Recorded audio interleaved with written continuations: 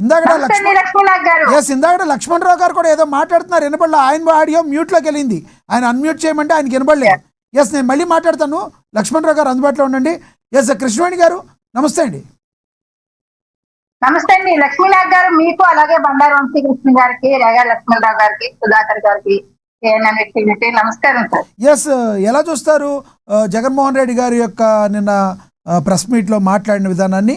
Saikrishna issue కావచ్చు, ఆయన కార్యకర్తల విషయంలో కావచ్చు, ఆయన మాట్లాడిన మాటల్ని, చేసిన వ్యాఖ్యల్ని ఏ రకంగా చూస్తారు ప్లీజ్?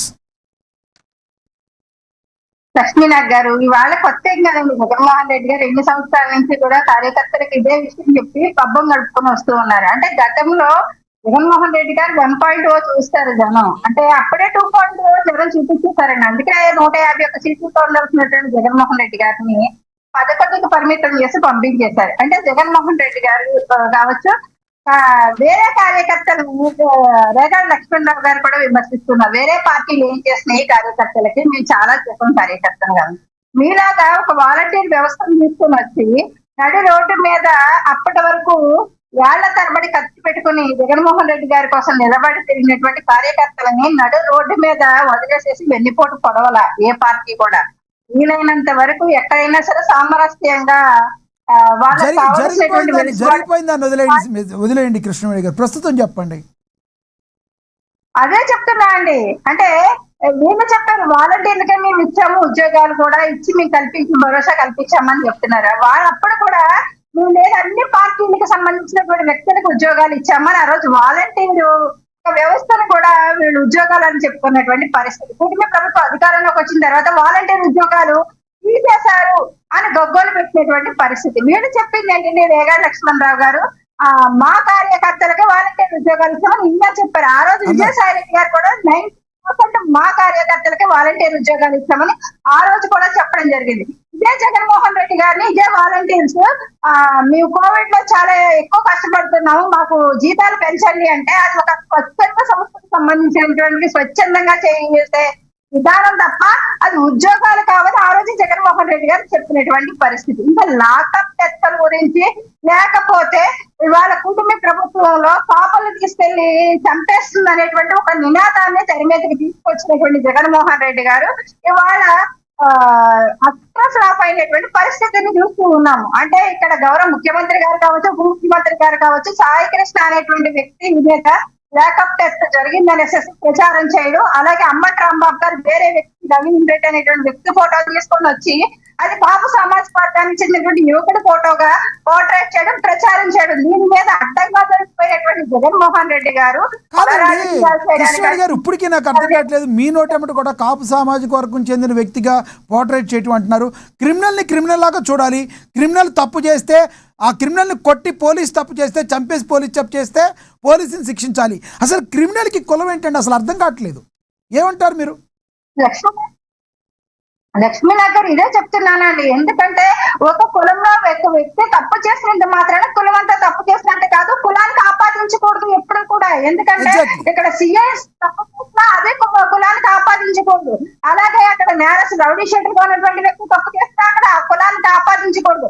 ఆ కులంలో ఉన్నటువంటి వ్యక్తులను ఎందుకు కులం కార్డు వైసీపీ వాడుతుంది అంటే ఖచ్చితంగా ఆయా కులాల మధ్య వైషమ్యాలు సృష్టించడం కానీ, ఆ కులంలో కుమ్ములాట్లకు సృష్టించడం కానీ జగన్మోహన్ రెడ్డి గారు ప్రధాన ఎజెండాగా పనిచేస్తూ ఉన్నారు. ఇవాళ కూటమి మధ్య చిచ్చు పెట్టాలంటే కాపు సామాజిక వర్గం మధ్య చిచ్చు పెట్టాలి, వాళ్ళ ప్రధాన ఎజెండా కూడా అదే. జగన్మోహన్ రెడ్డి గారు 2.1 కార్యకర్తలు చెప్తూ ఉన్నారు సార్. గతంలో కూడా చూసాము జగన్మోహన్ రెడ్డి గారి కోసం ఆ రోజు ప్రతిపక్షంలో ఉన్నప్పుడు కావచ్చు, అధికారంలోకి తీసుకురావడానికి కావచ్చు, అనేక మంది కార్యకర్తలు వాళ్ళ ఆస్తులను అమ్ముకుని ఏ రకంగా జగన్మోహన్ రెడ్డి గారి కోసం పనిచేశారో, ఎలక్షన్ కు ముందు ఏ రకంగా జగన్మోహన్ రెడ్డి గారు వాళ్ళకి ఎన్ని పోటీ పొడిచి కొత్తగా వచ్చినటువంటి నోట్ల కట్లతో కేసులతో వచ్చినటువంటి వ్యక్తులకి పదవులు ఇచ్చి అధికారం ఇచ్చి ఏ రకంగా పక్కన కూర్చోబెట్టుకున్నారన్నది ఆ రోజు పనిచేసినటువంటి వైసీపీ ఉన్నటువంటి కార్యకర్తలు కూడా మర్చిపోరండి చాలా మంది.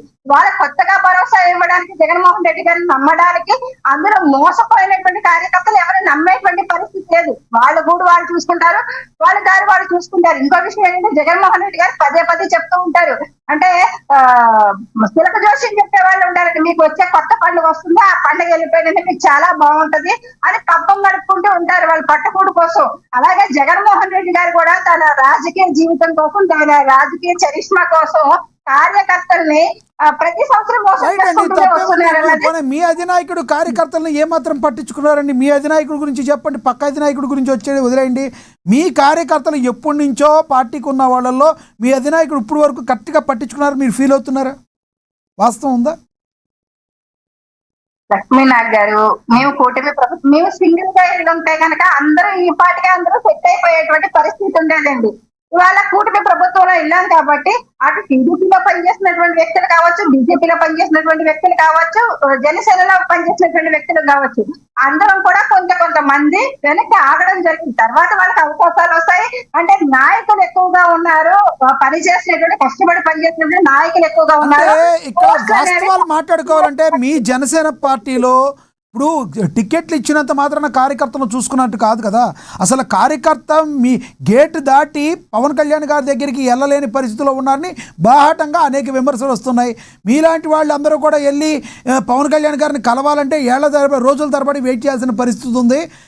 అలాంటి పరిస్థితిలో ఉన్న మీరు కూడా వైసీపీ కార్యకర్తల గురించి మాట్లాడుతూ ఏంటంటే అసలు మీ పార్టీలో మీ అధినాయకుడు మీరు కలవగలరా? మీ అధినాయకుడికి మీ మీ యొక్క నియోజకవర్గాల్లో జరుగుతున్న సమస్యలు మీరు చెప్పుకోగలరా? వాస్తవం ఉందంటారు దీనిలో?